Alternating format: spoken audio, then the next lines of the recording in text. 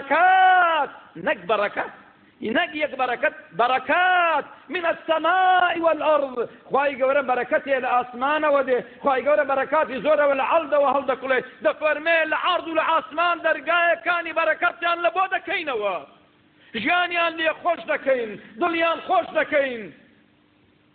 بلان بوانيا دفرمي ولو أن أهل القرى آمنوا واتقوا لفتحنا عليهم بركات من السماء والأرض ولكن كذبوا. الله أكبر. درويان كدرو زنن تخواب ئێمەی مسلمانان 1 ملیار زیاترین ئەگەر هەموومان ڕازگۆ بین موؤمن بین ئیماندار بین ئەودالی ڕەحمەت و ڕەزامەندی خوای گەورە بین دڵسۆز بین وا دەبێ ژیانمان زەلیل دەبین دەبینە کە دەکەوینە ژێر پێی نامەردان گۆلک پەرست و چێک پەرستان ئینسانی بەدەخلاق و بیاخلاق و بێقیەم وڵاتمان داگیر بکەن خێر و خێراتمان ببەن لە دار و بەردمان بدەن ئەو جا چۆک دابنێن کوڕنوشیان لەبۆ ببین ئەوە تێگەیشتنە ئەوە ئیسلامەتیە وەلاکن ئەکثەرنا کەذەبوا ئەوانەی باسی دیموکراتیەت و باسی مافی مرۆڤ و باسی سەربەستی و ئازادی دەکەن ئەدی چێ وڵاتانی دنیا تێک دەدا ئەدی چێ چەکە کوشندەکانیان بە عالەم تەجروبە دەکات ئەدی چێ بای ملیارات چەکی کوشندە دەفرۆشێ و تەوزیع دەکات لە کێوە دێ چۆن بەکاردێ لەسەر حسابی کێ پارەکەی دەدرێ کەذەبوو ئەدی چێ دەڵێ لەگەڵ زوڵم دانیم لەگەڵ توغیان دانیم لەگەڵ دژ و زەرداتی دانیم لەگەڵ گەندەڵ و بەدەخلاقی و داوێن پیسی و هەوەسبازی دانیم چێنە ئەوانەی دەڵێن وانینە وەلاکن کەذەبوو ئیذەن خوای گەورە ناحەق قبوڵ ناکە هەتا چاوپۆشی لێ ناکە بێدەنجی لێ ناکە ولا تحسبن الله غافلا عما يعمل الظالمون ولكن كذبوا فأخذناهم بما كانوا يكسبون ئەوەی تێیداینەوە ملەتان تێیدایە زەریبەیەکی بەسیط و کەمایی ئەو کەم و کوڕێ و درۆزنە و درۆ و دەڵەسەتیە ئەگەر نەگەڕێینەوە خراتری بەدوادێ ئەوە تەخوای گەورە سبحانه وتعالى دەفەرمێ کەسێک کۆمەڵێک ملەتێک ئومەتێک سزا دەدەین ئەگەر ڕێی ڕاستی بزر کرد و خوار ڕۆی بۆ ئەوەی بگەڕێتەوە پێشی ئەوەی عەزابی گەورەی بدەینێ دەفەرمێ ولنذيقنهم من العذاب الأدنى دون العذاب الأكبر لعلهم يرجعون سزای چکە پێشی سزای گەورە بۆ ئەوەی بەخۆیان دابچنەوە لەو غەڵەت و هەڵوت و پەڵەتانە بگەڕێنەوە ئیذەن ئیمان و تەقوا سەرچاوی خێر و خۆشی و نازی نوعمەتە لە دنیا و لە قیامەت بەرەزانم بەڵکو شتێکی تر زۆر کەسێ دەرێ خوێندەواریم نییە مامۆستامە و شارەزای شەریعەت و ئیسلامەتیم نییە بۆ ئەوەی ئەو شتان و حەلال و حەرام لێک کەمەوە بەڵام شتێک هەیە لە علم و معریفەتەوە نایە لە تەقوا دێ لە خواپەرستن و دڵسۆزاتی لە عیبادەت دێ خواهي قورد فرمي سبحانه وتعالى يا أيها الذين آمنوا إن تتقوا الله يجعل لكم فرقانا ويكفر عنكم سيئاتكم ويغفر لكم والله ذو الفضل العظيم آيتي بسنوي سورة الأنفال خواهي قورد فرميكم الله إيمان داران اگر ایوا تقوای خوای گەورە بکەن خوای گەورە نورێک لە ناو دڵ و دەروونتان پەیدا دەکا چاک و خراپەتان لە بۆ لە یەکتر زیاد دەکاتەوە تێتان دەگەینێ و ڕوون و ئاشکرا دەکا يا أيها الذين آمنوا إن تتقوا الله يجعل لكم فرقانا يفرق لك بين الحق والباطل وبين الحلال والحرام وبين الصالح والطالح لفاشا ويكفر عنكم سيئاتكم ئەو تەقوا دەبتە کەفارەتی هەموو گوناهەکانتان چیتریش خوای گەورە فەضلێکی زۆرتان پێدەدا چونکە خاوەنی فەضلی زۆرە هەر ئەوە سبحانه وتعالى بەرەزانم گوتمان تەقوا چییە؟ تەقوا خۆلادانە لە مخالەفات ئەوانەی خوای گەورە قەدەغەی کردوون یان بە ئیسلاحی شەرعی حەرامی کردوون ئینسان خۆیان تێ هەڵنەقوڵتێنێ و لێیان لابدا خۆی تووشی ئەو عقوبەی خوای گەورە نەکا خۆی بپارێزێ التقوى من الوقا وقایە خۆپاراستن ئەمە لە نەخۆشی لە پیس و پەلۆسی لە قسەی ناشرین لە شتی خراپ حتا ئەگەر خواردنێک چاک بێ باش بێ بەسوود بێ بەڵام لەگەر لەشمان نەگونجێ لەگەر سیحەتمان نەگونجێ دکتۆر برێ هەنجین بخۆی خراپە هەنجین ناخوات چونکە لە بۆ سیحەتی خراپە خۆی لە هەنجین لا دەدا و دوور دێخێ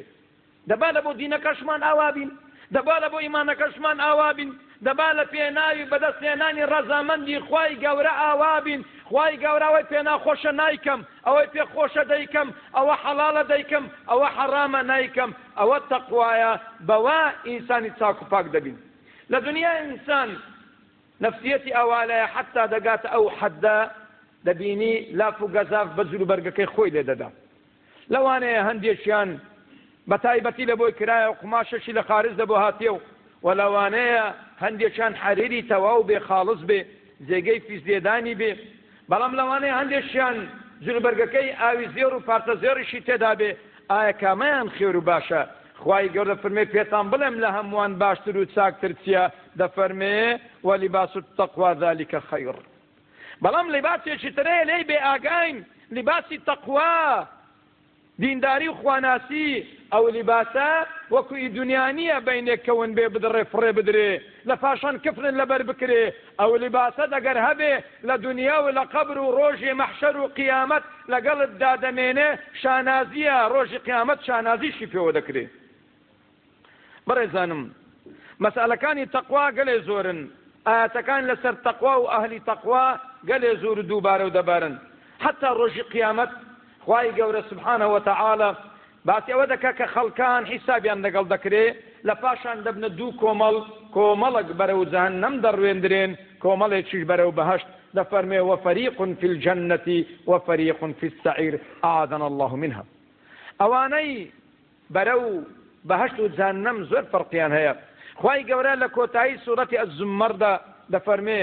وسيق الذين كفروا إلى جهنم زمرا حتى إذا جاءوها فتحت أبوابها وقال لهم خزنتها ألم يأتكم رسل منكم يتلون عليكم آيات ربكم وينذرونكم لقاء يومكم هذا قالوا بلى ولكن حقت كلمة العذاب على الكافرين قيل ادخلوا أبواب جهنم خالدين فيها فبئس مثوى المتكبرين